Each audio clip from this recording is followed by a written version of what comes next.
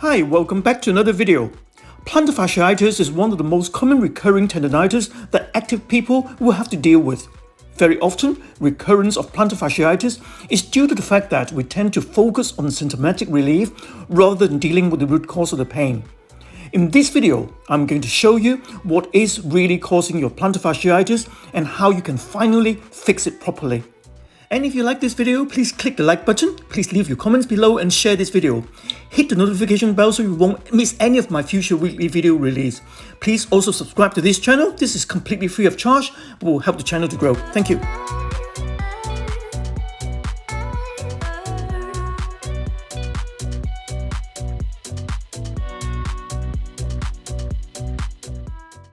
Plantar fasciitis is one of the most common conditions causing heel pain. It involves the inflammation of the plantar fascia, a tough, fibrous band of tissue that runs along the sole of the foot. The plantar fascia attaches to the heel bone, the calcaneus, and to the base of the toes.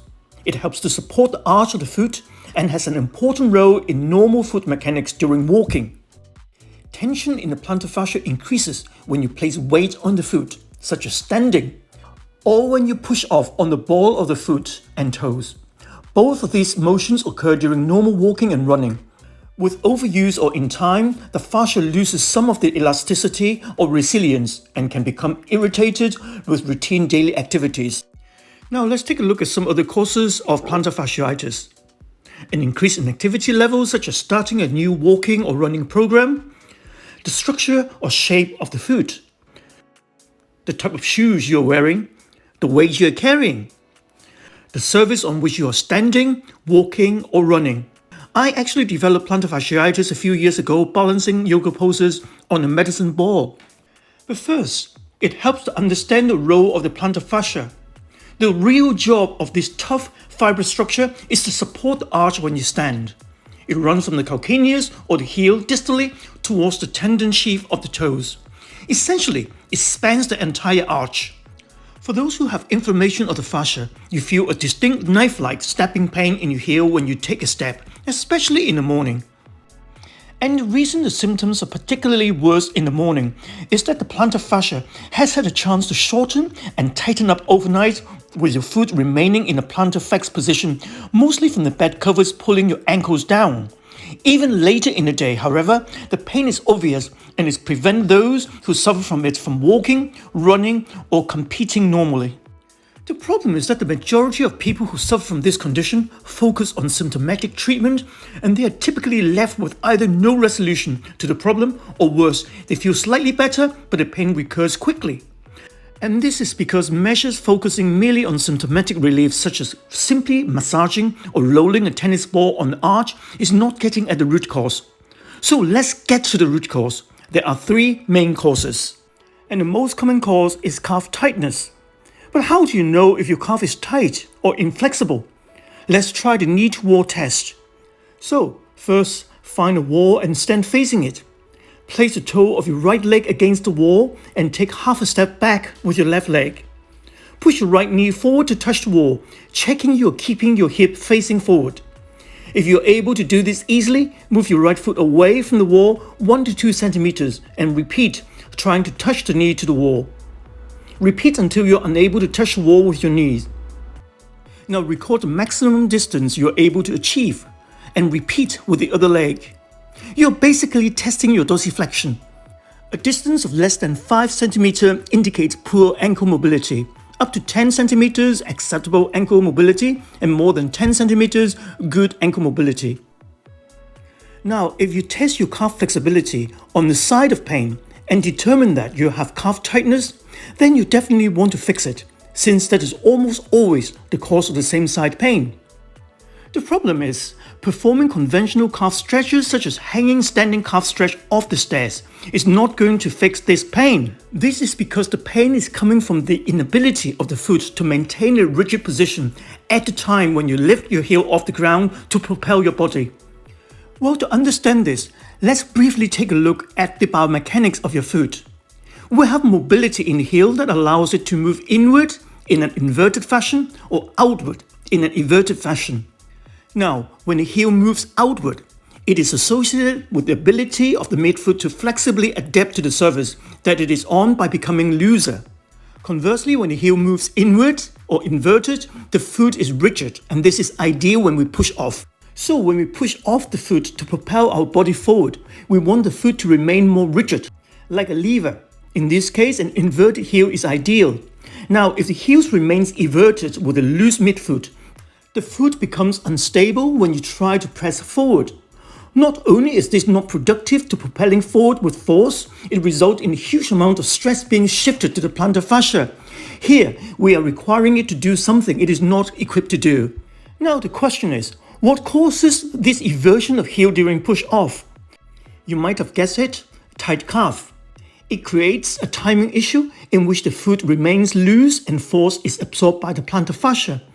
This is because we need dorsiflexion at the moment of push-off. If the calves are too tight, we can't get the dorsiflexion we need in ankles to create that inversion of the heel that we need. Instead, the heel kicks outward in inversion, which is exactly the opposite of what we want. Imagine the effect of propelling off a loose, floppy foot for thousands and thousands of steps. And typical calf stretches like hanging your heels off the back of a staircase aren't helpful for plantar fasciitis. And this is because when you stretch your calf, you're not mimicking the stress that you're under when you're at the moment of push off in your gait. So how about a typical calf stretch against the wall? Well, the usual way of doing this stretch overlooks the position of the heel. I mentioned that the problem with our gait is that the heel is kicked outward into eversion. And what we need is for it to be inverted so that we can get that rigid lever from which we can propel. The good news is that we can modify this to turn it into one of the best exercises for plantar fasciitis. Start by standing near a wall with the leg to be stretched straight behind you. The other leg crossing over your body with the ball of the foot positioned against the wall with the front knee bent. Keeping the heel of the back foot down, hold this position for at least 30 seconds and repeat this for 3 times. And you can also perform this stretch in a dynamic way by repeatedly bringing your front leg forward and across the body until you feel a calf stretch. Try to perform these stretches for 3 to 5 minutes a couple of times a day. Now, if the pain you are getting is coming from a side that doesn't exhibit calf tightness, then you would want to look at the opposite side glute medius for weakness. When the glute medius is weak on the opposite side, you get a dropping of the hip on that side. This forces the opposite foot into pronation and creates a loose, unstable foot once again. There are many exercises that you can do to strengthen your glute medius, but I've chosen the banded clamshell, which is the easiest and the most convenient to perform. Lie on your side with your knees slightly bent, one leg on top of the other, and place the resistance band around both thighs, keeping your feet together and lift your top knee. Hold momentarily at the top, and then slowly lower your knee back to the initial position. And then perform 3 sets of 12 repetitions. And the third reason is lack of lower back mobility, which could also impact your feet. You see, when you walk, your torso is supposed to rotate slightly from side to side with each step we take.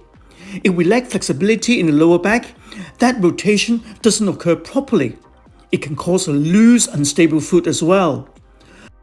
For spinal mobility exercises, I've just uploaded a video on this topic a couple of weeks ago, so please take a look. But I will recommend 2 great spinal mobilization drills for you here. First up, prone scorpion. This movement is a lumbar spine rotation and extension mobility exercise. Start by lying down on your stomach with your knees and feet together. Bend the knees to 90 degrees and rotate the pelvis to get the feet to touch the ground. Take 2 to 3 deep breaths and return to the start position and proceed to repeat on the other side. Do 3 sets of 5 rotations to each side.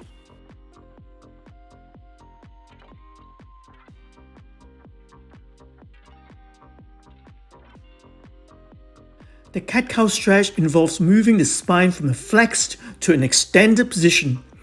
Start on your hands and knees with your hands under your shoulder and knees under your hips. Allow your stomach to slowly drop down. Hold this position. Next, arch your back up by tucking your head and tailbone in and pulling your belly button in towards your spine. Hold this position momentarily and then repeat. If you suffer from plantar fasciitis, the first thing you need to do is to establish the root cause of your pain. Is it due to calf tightness, weakness of your glute medius, or lack of lower back flexibility? Then employ the appropriate stretching and strengthening exercises I've demonstrated to you above. Please be patient, as it may take months of dedication before you can see any improvement. Thank you for watching until the end. If you like this video, please click the like button. Please leave your comments below and share this video. Hit the notification bell so you won't miss any of my future weekly video release. Please also subscribe to this channel. This is free of charge but will help the channel to grow. If you're interested in improving your health and fitness or losing weight, if you suffer from or wish to prevent back pain, please take a look at my book, which is now available from Amazon worldwide. Thank you.